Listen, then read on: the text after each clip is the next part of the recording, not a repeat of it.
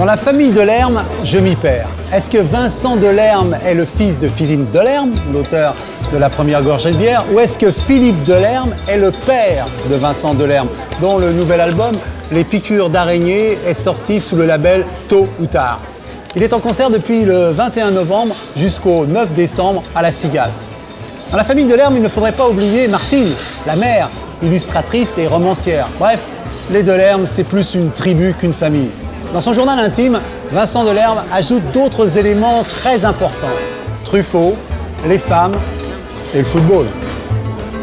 On est parti avant la fin du monologue shakespearien. On partit avant de savoir le fin mot de l'histoire. Il n'y a plus rien dont je n'ai pas parlé en interview, donc...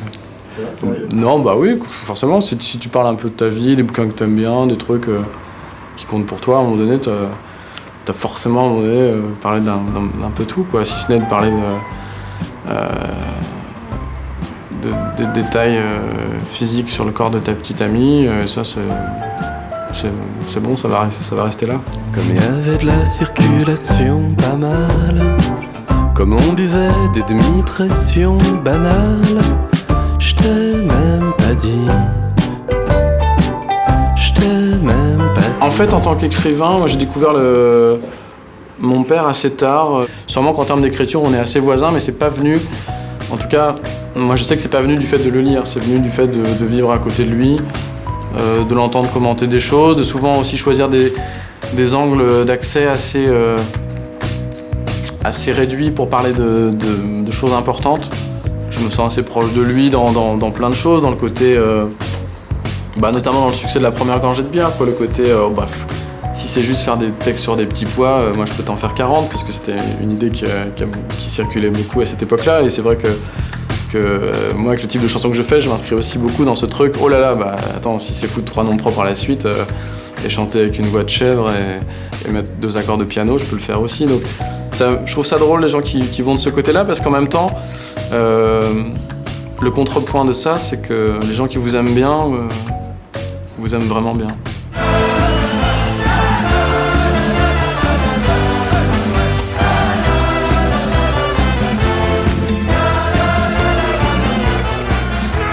Quand j'étais jeune, quand j'avais 10 ans, j'étais dans un truc où j'étais capable, toute une journée, me tenait compagnie l'idée que le soir, il y avait un match et ça occupait tout l'espace, quoi. C'était vraiment... ça me remplissait. Et encore aujourd'hui, c'est une sorte de point de mire. J'ai passé une assez mauvaise Coupe du Monde 98 parce qu'il y avait un tel emballement autour des matchs que moi je ne trouvais pas que c'était un jeu fantastique. Enfin, je n'étais pas à fond dans la Coupe 98, du coup. C'est comme quand vous allez voir un film que tout le monde vous a dit tu vas adorer, tu vas voir c'est dingue. Vous ne ferez pas que c'est mauvais, mais juste vous êtes un peu moins dans l'histoire. Alors ça, c'est vrai que j'ai un côté sûrement un peu chiant de pas être le winner. Ça, c'est un truc que mon père a beaucoup aussi, de bien aimer la France de 82 qui perd contre l'Allemagne, d'Ivoire. C'est sûr qu'il y a un truc sûrement un peu poulidoresque, mais c'est pas que de la résignation, c'est aussi une vraie beauté de la défaite brillante, quoi. Voilà. Charlotte Carrington fait souvent des projets qui tombent à l'eau, partir au mois de juillet. Camper à Concarneau. Paris Hilton, ça me fascine, c'est l'incarnation du vide. Donc c'est toujours un peu fascinant, quoi. C'est la même fascination qui fait qu'on a tous parlé du loft la première année où c'est apparu. Donc revendiquer à ce point-là le fait de ne rien faire d'autre que de chercher à être célèbre, c'est héroïque, ça finit par être artistique à l'arrivée. C'est un nom qui contient tellement rien que souvent les noms on les utilise dans les chansons pour aller dans un sens ou dans l'autre, pour amener soit faire sourire, soit amener un peu de mélancolie.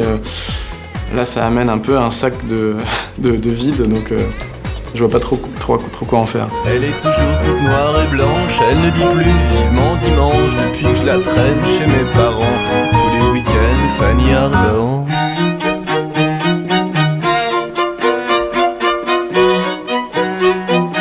Les entretiens de Truffaut avec Claude Jean-Philippe, c'est des choses qui ont peut-être au moins autant fait pour dans le goût que j'ai pour Truffaut que ses films eux-mêmes en fait. Une façon de... Tout est très, très clair, très simple, très cohérent et très logique. Évidemment que la réalité n'est pas aussi fluide que ça, mais c'est quelqu'un qui avait beaucoup le goût de ça, de tout ce qui roule, de cette idée.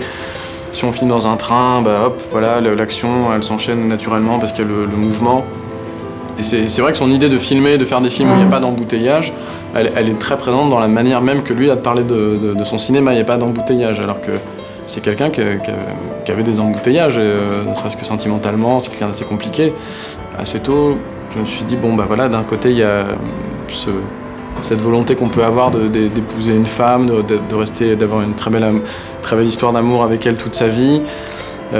Et en même temps, ce fantasme sûrement, tous les 2 ans, de vivre avec une actrice de cinéma qui joue dans vos films, qui est la plus belle femme du monde à vos yeux, puisque c'est celle que vous faites tourner en ce moment.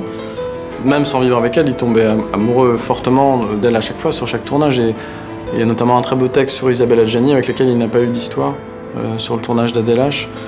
Un texte qui s'appelle « Je ne connais pas Isabelle Adjani », où il parle de ça, du fait qu'il ne la connaît pas, mais qu'il la regarde à l'infini, parce qu'à ce moment-là, il est en montage du film. Ça rejoint sa problématique de savoir est-ce que le cinéma est plus important que la vie, ou la vie est plus importante que le cinéma.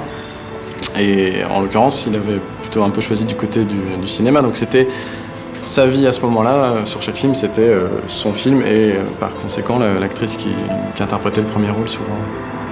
Elle est toujours toute noire et blanche, elle ne dit plus vivement dimanche depuis que je la traîne chez mes parents.